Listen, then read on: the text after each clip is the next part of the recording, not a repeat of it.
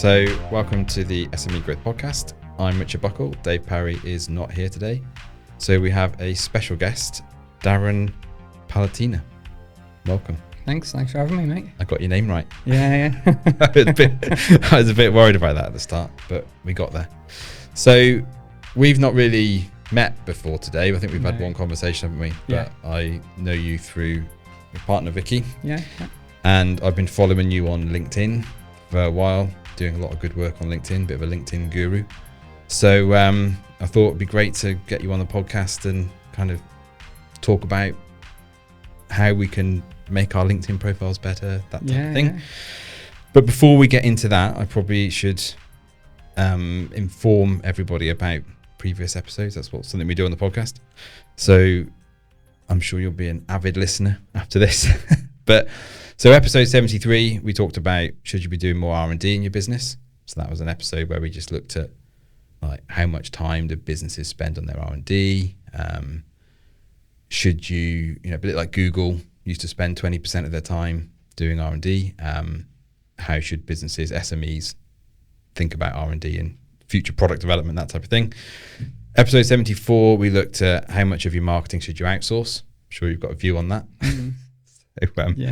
So we talked about that, and then the last episode 75, we talked about the pitfalls of power, which was based off a HBR article, which we're big fans of Harvard Business Review, and we talked about what is power in a business context, and how can people go wrong? How can it go wrong with power? So they're the last 3 episodes that we've done. If people want to listen to those, they're pretty interesting.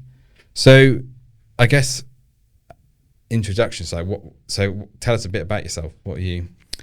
Right. So my name's Darren. I'm 39 now. Got a 3-year-old daughter. You know Victoria, my other she's a copywriter.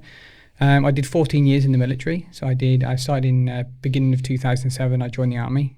Joined as a combat engineer, so bomb disposal, all that sort of stuff.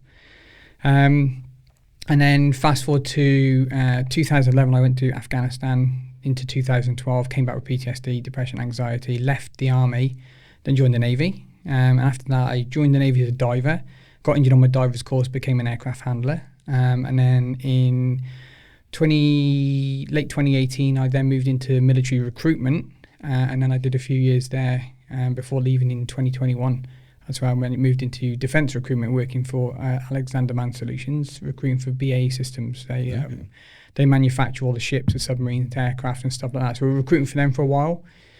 And then during the time of, just before I got that job, I started my own business in design. So that's kind of where we're at today. And then that overlapped for a little bit of time, running in burnout. And then eventually took the leap January 2022 to go into the business full time. So that's me in a nutshell there.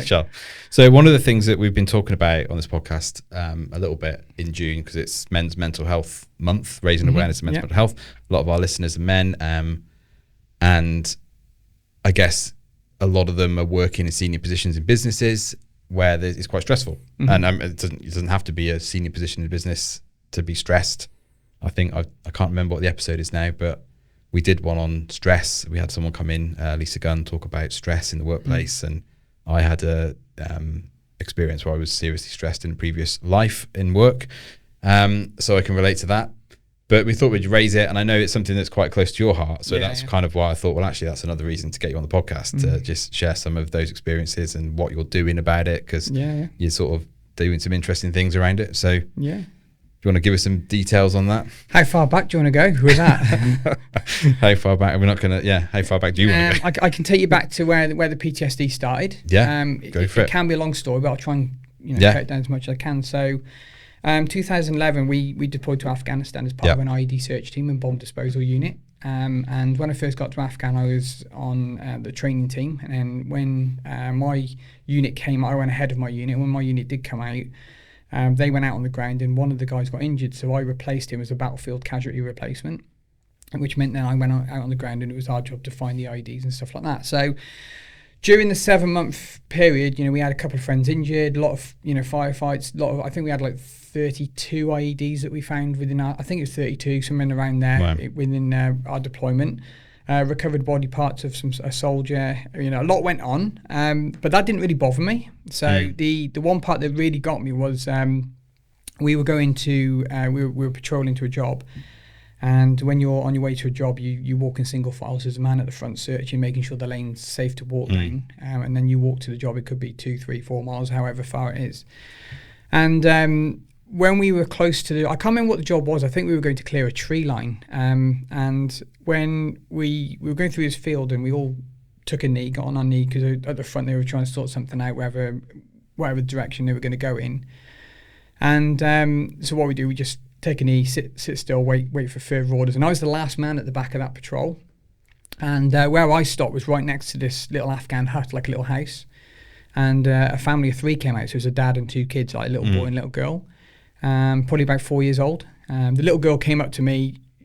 She seemed distressed, but I couldn't understand. I don't speak her language. Didn't have an interpreter with me because they were at the front. But I knew she was in trouble. So I was like trying to, I don't understand what you're saying and stuff like that. And she lifted her sleeve up, and she had a septic arm from wrist to shoulder. It was like she was going to die of septicemia. So I radioed ahead, and I said, look, because we got a doctor at the front of the patrol, and I said, we've got a little girlie and needs help. Like, all it needs, penicillin, do something, clean it up, whatever. Try and help her out. So I radioed ahead and said, we've got a little girlie and needs medical attention. Can you send someone back? Bear in mind, we've got a doctor at the front with all the stuff that they need. And they said, just leave her there. We've got a job to do. And that was my snapping point. That was it. And that was the point then where I'd made a decision, even though I was only halfway through my tour. I was like, I'm done with the army. And I came back from Afghan. For 3 months I was okay, I think, because you're still pumped with adrenaline. You've been there 7 months, so you still got that in the system for quite some time. So I felt fine. And I think it was about 3 months in, when I got home, I started to notice like I was getting very snappy, short-tempered. I was a little bit jumpy with like there was a situation or an event that took place when I was at home. Me and my girlfriend at the time, we were walking the dog, and where we walk the dog is a T-junction. We used to go across the T-junction into the park. And we were at the junction. I didn't notice 2 council workers to the side. And they started, the kangaroos, the jackhammers that they break the concrete with. I didn't notice them, but they started that thing up. And straight away I thought it was an AK being fired, an AK-47. Right, so I immediately jumped. But at the same time, my brain almost immediately acknowledged it wasn't that. So it was I was in a weird, it was a weird feeling, because you're shocked, panicking, and then not.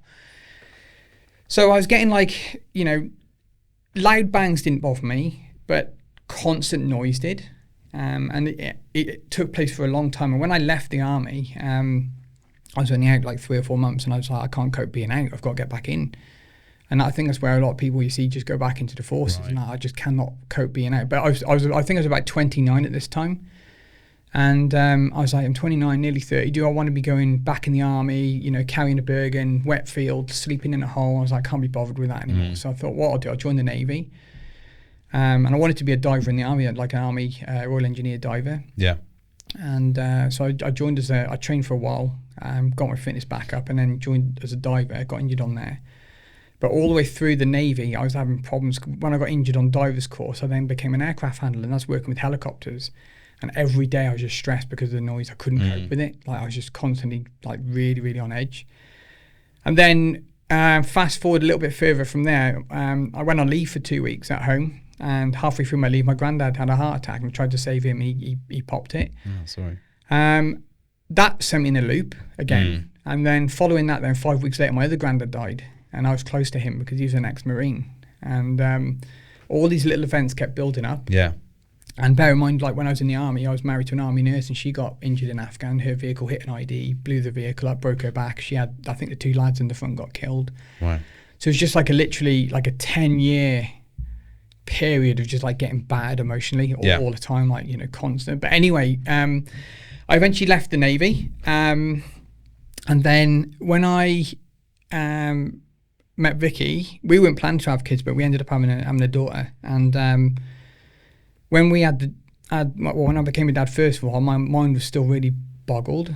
And I was didn't know what to do, how to approach it. We're just transitioning out of the military, trying to get a business off the ground, need to find a job.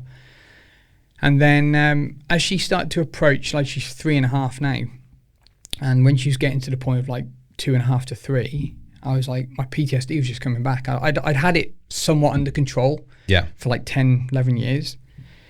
And then, one day it just all started coming back. And I couldn't figure out why, but I just got this massive urge to never be in the house. So I'd wake up, I'd just go out into town, leave Vicky and little one behind, and go into town, get a coffee, sit on my own. Couldn't cope. Couldn't cope being in the house. And I couldn't figure out what it was. And one day I was playing with Astro. Our daughter's name is Astro, and I was playing with Astro, and I was like, Jesus Christ, like, you're the same age as that girl that we left behind in Afghan. Right. And then it clicked, and I was like, man, like every day, constant reminder of what had gone on. So even after like 10, 11, 12 years, it started to impact me then at that point.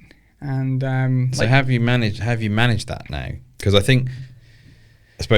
guess there will be people who listen. I know there are people in the military who listen to this. I've got friends who are in the military who listen to this podcast and probably got similar experiences, I imagine. But to contextualize that from a business point of view, obviously it's not as extreme, but there are situations, and I think I've seen it certainly, where people have, like you say, it's like you think you can deal with it. You think you can deal with it. And it's that, 1 year goes by, 2 years, 3, and it's that culmination of all of these stresses and strains and, be a man, sort it out type of thing. Don't cry, boys don't cry. Boys don't talk. Boys don't talk, all that kind of stuff.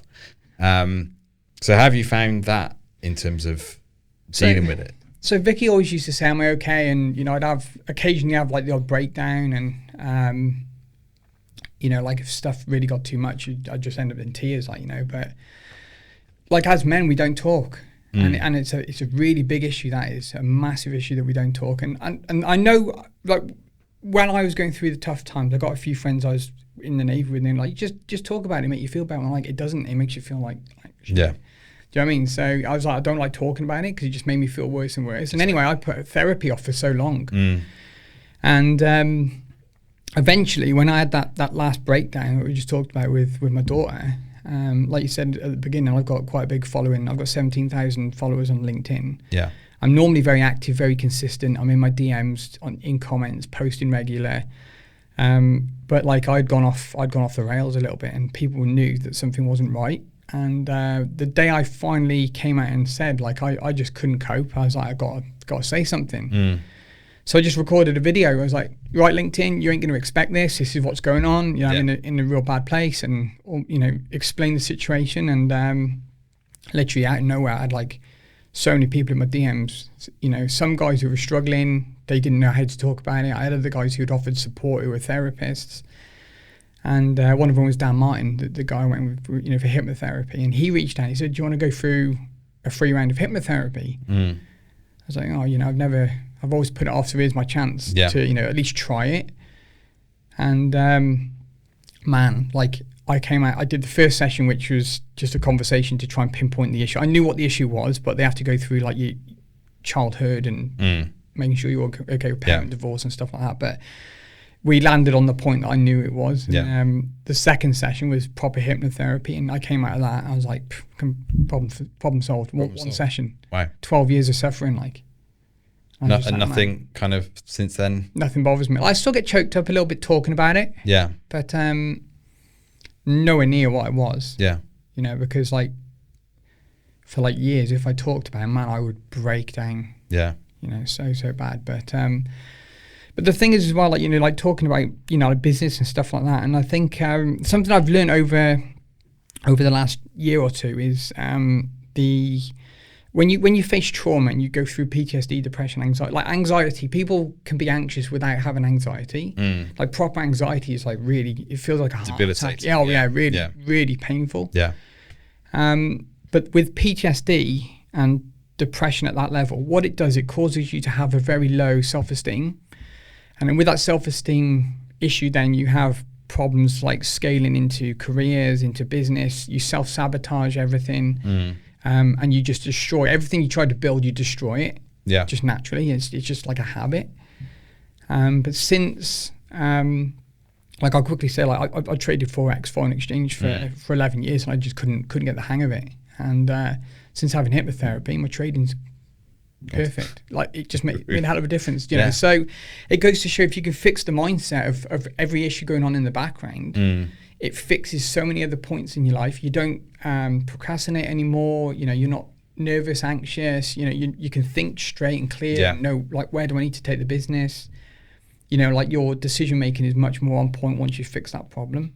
And I suppose you're more able to recognize these issues in other people, are you, compared to? No, you'd think so, but the problem you get, like, look at Robin Williams, the actor, happy as hell, love making people laugh, suicide. Yeah, you know, like the most depressed men are always happy. Happy, yeah. You know, so it's hard to tell. Yeah, you know. But I suppose that's why I was quite keen to highlight this, and I thought your story is like really quite, you know, inspiring in terms of, you know, what you've been through and everything, and come out the other side. But yeah, just like talk about stuff, and that's the thing. Isn't it? Let's talk about it. Yeah, it's not that stigma and that shame around talking about things, isn't there? I think men have to get over the ego of being seen as weak, because it ain't. Like I watched a video a while ago, and it was a video of loads of dads that committed suicide, their final video before they'd gone. Yeah. And they were playing with their kids, family life. Yeah. And it was just like, you know. So sort of how does that then, how's all this kind of played into your business? So I don't know, want to tell us a bit about how you started your business and you know, how has all this played into that? And so, although I'm quite good in public, I can public speak and all that very confidently, but I don't like being around people. And it's nothing against people, it's just I don't like being around crowds. And corporate wasn't for me. When I was in defence recruitment, like actually working in a corporate environment, I was working from home, but it was like meetings, on calls. You know, recruitment is like back-to-back calls all the time, like processing candidates, and I get real drained. Like my social battery is so small. You know, it depletes very fast. And likewise.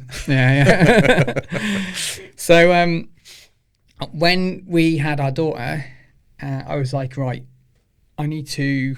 I want a business that I can do from home and it's mobile, and something that if we decided to move to another country or town, it wouldn't impact the business. Like I had a business in Essex when I met that girl when I left the army.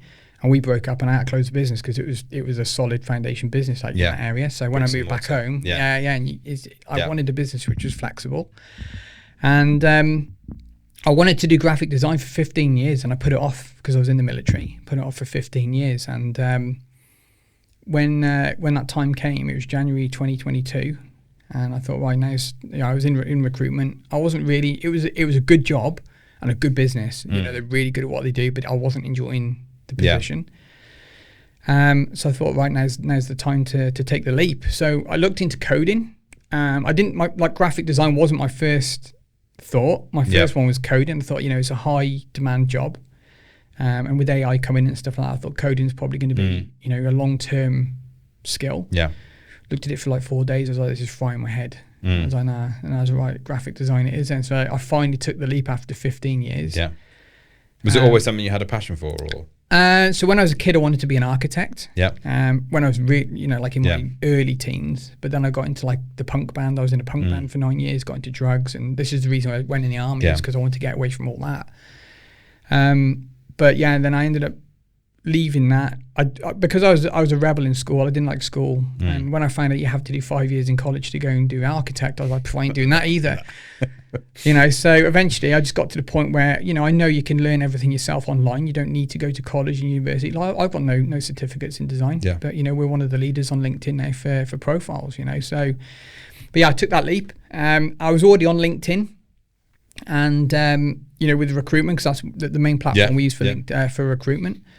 And then I noticed all these banners at the top of people's profiles, and some of them were like really cool. I was like, man, I'd love to have a go at designing them. So I just started, you know, on YouTube learning how to design in Adobe, and I was using Adobe Illustrator at the time, moving on to Photoshop a little bit now, but started learning Adobe Illustrator. You know, went online, tried to figure out dimensions of a banner, and I was like, okay, cool. And then, you know, it's trial and error. I must have done about 30, 40 banners for myself to try and get, you know, just building the skill set up. And then eventually I decided, right, I want to start working with people, and I know I said I don't like people. I know you have to have clients and customers to build a business, so kind of a fundamental part of a business. Yeah. But I reached out to people and I was like, look, I'm designing banners for free. I need a bit of practice and all I want in return is a recommendation. I say to people all the time, if you're new in business, do work for free straight away, because if you're trying to sell a service, you've got no proof, you're going to find it very hard to start off, so anyone that comes to me, I say, if I just offer a client, a taster of your work, just do a month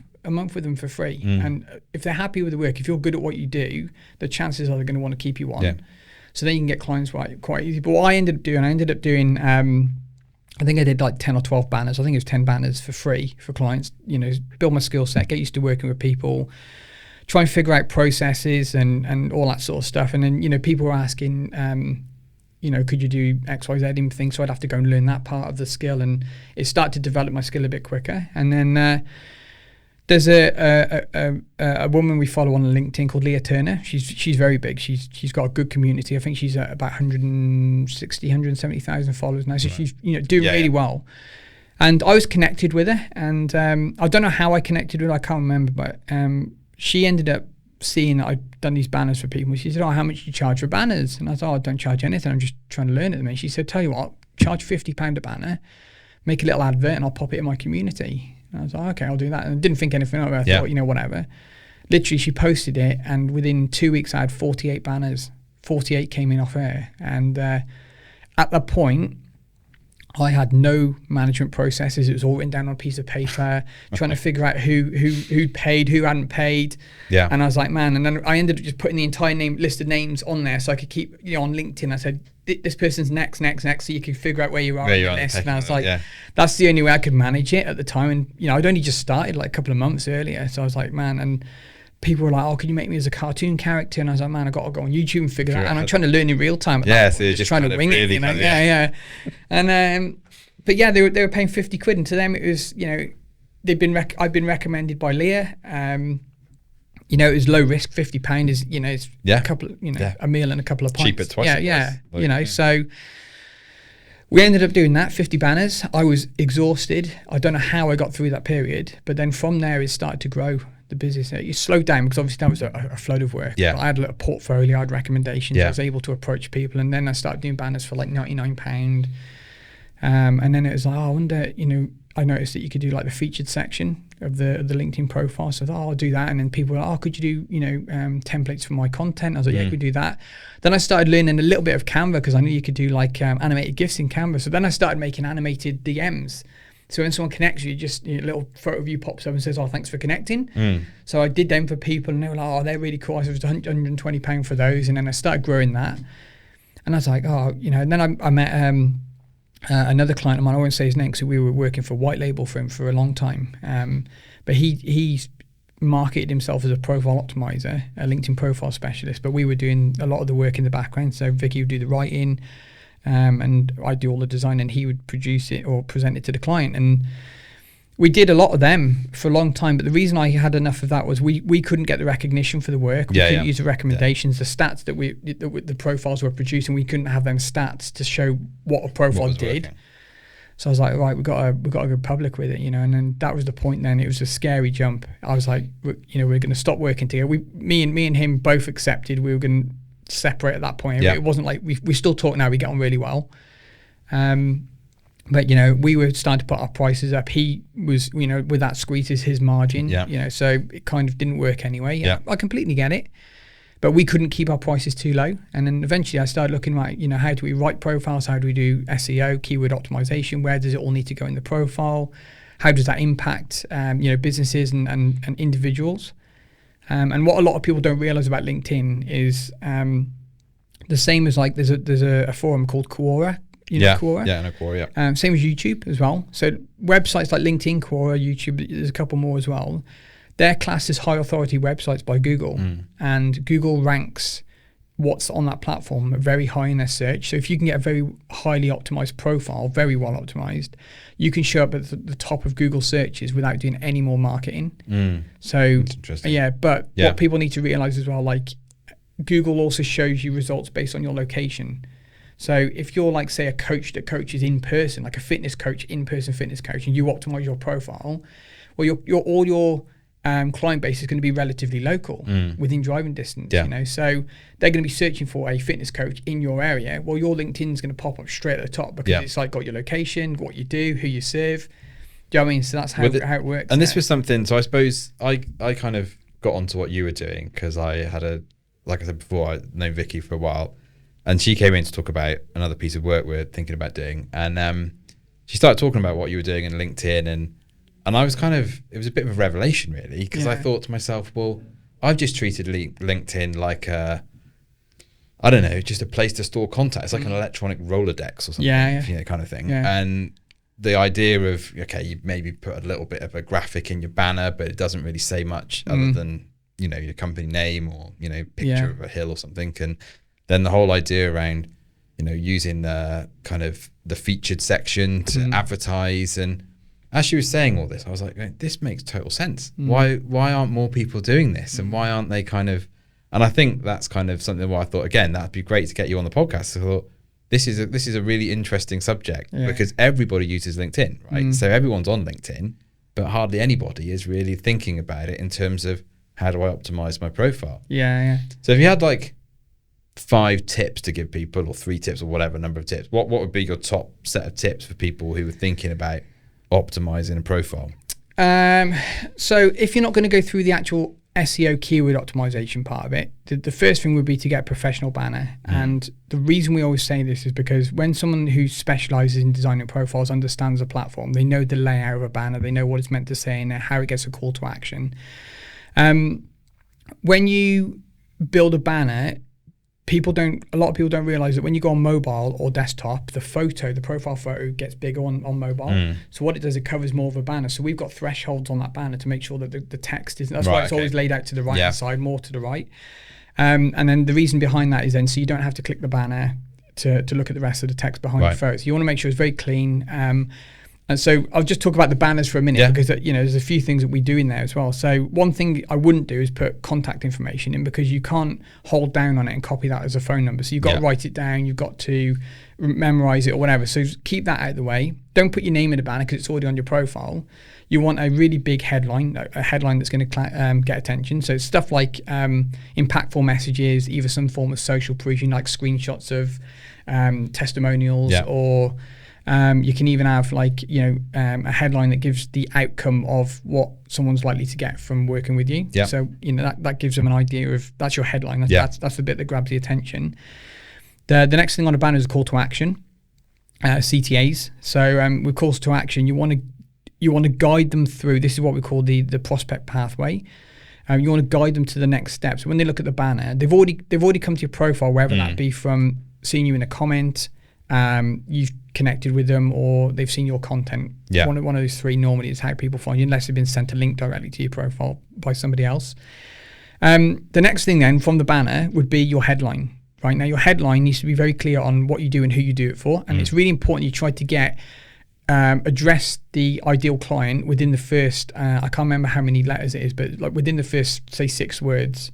Because when you put a comment on people's posts, next to your picture, there's a little bit of your headline. So if you put a meaningful comment, like don't just put, oh, great post or thanks for sharing, because it doesn't mean anything. You know, it's a complete waste. You're not engaging with the conversation. You're not. No. So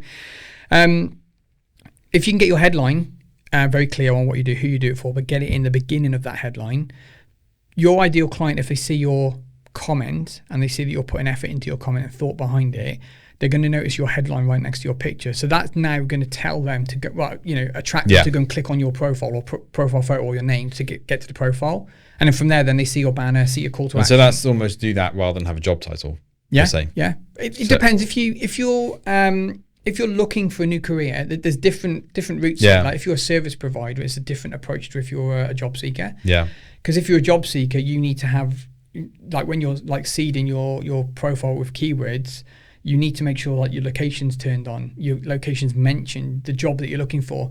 Even if you got a company in mind that you want to work for, I'm looking for a particular role at this company. That's how I got the job at AMS. I knew that I wanted to work for Alexander Mann Solutions as a lead sourcing specialist on the BAE Systems client. I knew exactly what job I wanted. I got it.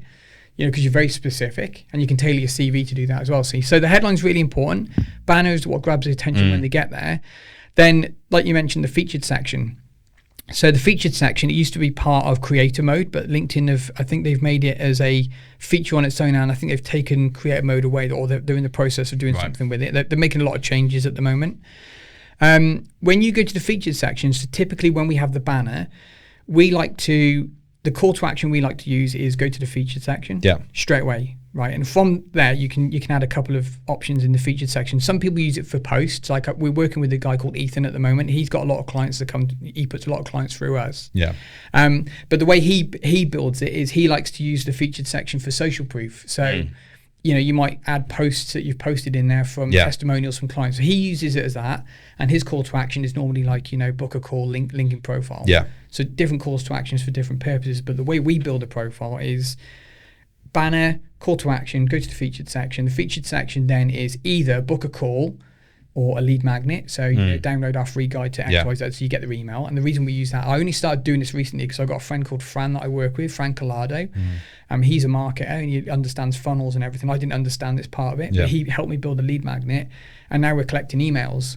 So the reason that's important is because when you have an email list, that is your email list. Yeah. If LinkedIn shuts your profile down, you've lost everything. Yeah. But if you've got an email list, you've got something to back it So up. do you use that feature section to send people off Get them off LinkedIn the at that platform. point and get them off the platform? Get them off the platform. That's what we've always said to people, try and get them off. Use it as a great way of kind of showcasing. Yeah. There's a lot of people on there. I don't know how, was it 1 billion people or something? Yeah, crazy number. 1 billion, yeah. And but then you've got to get them onto your IP, your site, so that you can kind of do that. You've got to. So I think my two options now, one is my lead magnet, and because we're pivoting from full profiles into focusing mainly on design, my two links now, one is the lead magnet, the other one is to go to my portfolio. Yeah. Because I feel like my new client base probably isn't going to go for a lead magnet. They want design. They want to see. Yeah. So from that point, then you click that and it takes you to a website called Adobe Portfolio, which is where I house my portfolio. It lays it out neat and everything I can add to it, and it just automatically arranges it. But on there, then I've got my name, title, portfolio, and book a call, and go straight to Calendly then. So I'm trying to minimize the amount of clicks to go and book a call, because ultimately that's what you want. You want them to get on the phone and start to a sales call of some sort. So if you see my content, you click on my name. From there, you see my banner, you click on my featured section, then you see my portfolio, you're booking a call. So from my content through my LinkedIn profile to booking a call, it's only 3 clicks. Yeah. So you're kind of taking people through that journey. Yeah, that's what we call the prospect pathway. See, is making sure it's very clear. So they're the 3 things that you asked. What are the 3 things? So one would be a banner, one would be the headline, and one would be the featured section to make sure you're getting them off the platform. So I think it's almost a different way of thinking about LinkedIn, isn't it? Really, it's more of a kind of it's so much more kind of proactive, and I think a lot of people's profiles are very passive, aren't they? They're just we've got to have a LinkedIn profile. We're going to connect with some people, but actually, I think when I first saw it, I thought, I kind of get this, because this is actually, it's making me think now I should probably go and update my profile. But, well, it was, so I think the problem with, not the problem with LinkedIn itself, but I think the problem with the mentality of social media is we've been conditioned by Facebook. You've got 5,000 friends that you never know. Yeah. And people just add connections. And that's the thing. So I think we've grown up with Facebook, like it's been around for a substantial amount of our lives, isn't it? Really. And me is probably when I was early teens, so we've grown up with Facebook, but then when you hear about LinkedIn, it's all corporate, it's all business, it's all XYZ, and it's like, but there's, since Leah Turner, going back to Leah, she's a great example. She's got a massive business on there, covered in tattoos, tunnels in her ears. She's she was a single mum at the time. Yeah. She's done phenomenal. So the platform's almost evolving as the demographic moves through it. Yeah, you've got the old boys in suits, and they're LinkedIn is all all these people now, and the AI and all this, all the new stuff that's coming out, and it's that's where we're moving. You got to keep up with it, and people, I've got tattoos, piercings, I've got a big business. My business is running well on LinkedIn. You got people like Luke Matthews. He's a writer. Uses AI for writing as well as copywriting himself. He's got, I don't know how many followers he's got. Ruben Hassin, I think he's just reached 200,000 followers. Right. All in AI. Yeah. And he doesn't wear a suit. So the whole that's an interesting changed. point, that the landscape is changing on LinkedIn, massively, and it's perhaps not what it was 20 years ago. Definitely, yeah. But the thing is with LinkedIn, people need to understand that it's the biggest B2B platform. There's no other platform like LinkedIn. Like you said, 1 billion users. You know, a lot of them, quite a lot of them are job seekers. There's a lot of service providers, but there's a lot of clients on there, like a hell of a lot. And as long as you understand who your ideal clients are and how to find them on LinkedIn, like with the search feature and filters, you can target people quite well. And then you can even scale up if you wanted to into the premium version, which is LinkedIn Sales Navigator. There's a couple of good coaches like Perry Van Beek. He's a phenomenal coach for LinkedIn. He's been doing it since 2004. So he's been on the platform for a very long time. He knows there's nothing he doesn't know that ain't worth knowing type thing. Yeah. I think it's an interesting, having a LinkedIn coach. I mean, even that as an idea is kind of, again, it's just moving it away from that idea that it's almost an extension of your phone's contacts and there's a bit of text in there. It really is becoming something that's much more dynamic, much more, you post every day, don't you? I think. Yeah. Every day. I do 5 days a week. 5 days a week. My content strategist, Sam, he does 3 posts a week for us, and I fit 2 posts in around design, So you've got to have that regular cadence of content as well, and so that's a funny one. So basically, Sam used to do 5 at one point he was doing 7 posts a week for us, and it was tiring. There's a lot of demand on that, and do you find people stop engaging after a while? No, so we grew quite quick. So Sam, as a content strategist, he's phenomenal. He took me last year. He took me from 2,700 followers to over, I think it was 12,000 in 90 days. Wow. We grew phenomenal. We were doing 700 followers a day on some posts. And then the biggest post I think is currently sitting at about 300,000 impressions. So we're getting still getting traction now. A year later, but. With content's important. So with content, you need to understand is your way of establishing authority within your niche. Okay, yes, it does attract clients as well, but I'd say probably 95% of my clients have never liked a post, they've never commented, they've never engaged at all. They just pop in my DMs and they're like, I've been following you for 6 months, can you do my profile? I'm like, I never knew you existed. So they're just watching. You know what I mean? Yeah. So they're just observing until they're ready. And this is why Fran Collado, the guy that I've said who helps me with my funnels, he says, don't try and sell on LinkedIn, build relationships, because eventually when they're ready, if you're connecting with the right people, they will come as a client. Yeah. And that's what you've got to do. You can't go and force feed someone who doesn't want to be fed. Yeah. And so going back to the content is more authority building. Something I found out from Dana Daskalova, she does all data analysis, and she came and looked at all my data on LinkedIn. You can pull the data off LinkedIn through some of the features they've got. And she said, you need to get in comments. You've got to get in comments. And at the time, we were going a little bit quiet with work, for about a 4-week period of going quiet. I was like, well, comments ain't going to do anything. So anyway, I put a video out and I said, I figured out how to filter. So anyone who's following this now, if you follow this, or write it down. If you go to the search feature in LinkedIn, type in the title of your ideal client. So let's say coach. Yeah. Then you get all the coaches pop up. Next, you can click on posts. So now you've got all the coach content popping up. And then you can click on, I think it's sort by, and then latest. So if you click on sort by, you get another drop down menu and put on latest. That then gives you the latest posts by coaches, the ones that have literally been posted in the last 10 seconds. Yeah. Like brand new posts. Then save that as a bookmark bar. Okay, so now you've got a bookmark bar at the top. When you log onto the internet, then you can just click the bookmark bar and it automatically filters it. You've got everyone who's just posted. Right, okay. Right, so this is a strategy I've developed. And what I did then, I'd spend 20 minutes a day. I'd click it, got all the brand new posts, literally posted now, 1 minute ago, 2 minutes ago. I said, I'm going to be the first one to comment on all these posts. I'm just going to go nuts with it for 2 weeks. I went mental. And I ended up doing this, and you've got to read the post. Like I said, you've got to be in the right context. Don't just put great share. You want to try and start conversation. So the way I look at it is read a post, and if you can't think of a good reply in 10 seconds, move on to the next one, because some stuff will resonate, and you'll be like, I can relate to that, and start conversation. But what people have got to remember, using coaches as an example, coaches follow coaches. Consultants follow consultants.